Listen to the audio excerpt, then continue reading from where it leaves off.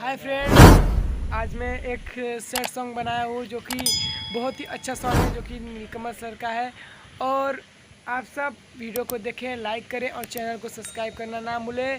और चलो video start करते हैं। बिना देखे तेरी तस्वीर बना सकता हूँ, बिना मिले तेरा हाल बता सकता हूँ। अरे मेरी मोहब्बत में इतनी ताकत है कि तेरे आँख के आंसू अपनी आँख से निकाल सकता हूँ।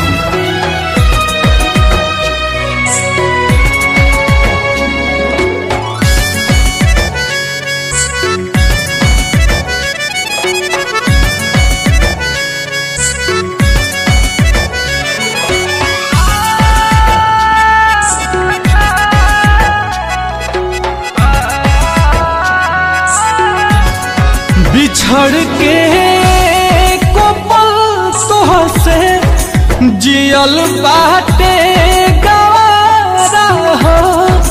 कह कैसे उमर भरला सनम करब गुजारा हो। रोता दिल बेचारा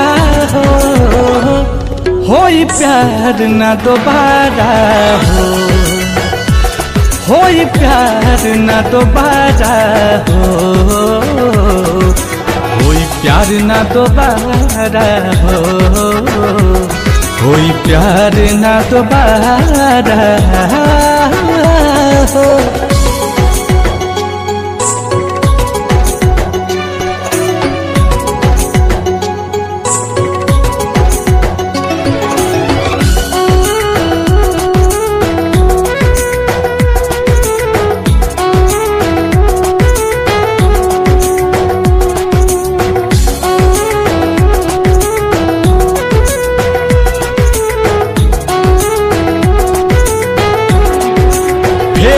दिल के ई बगिया अब कबो आबाद ना होई।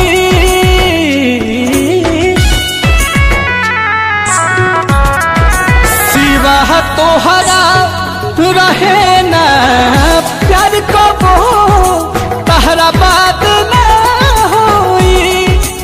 अचानक के सब खत्म भई ना बुझ पैली सारा होई प्यार न दोबारा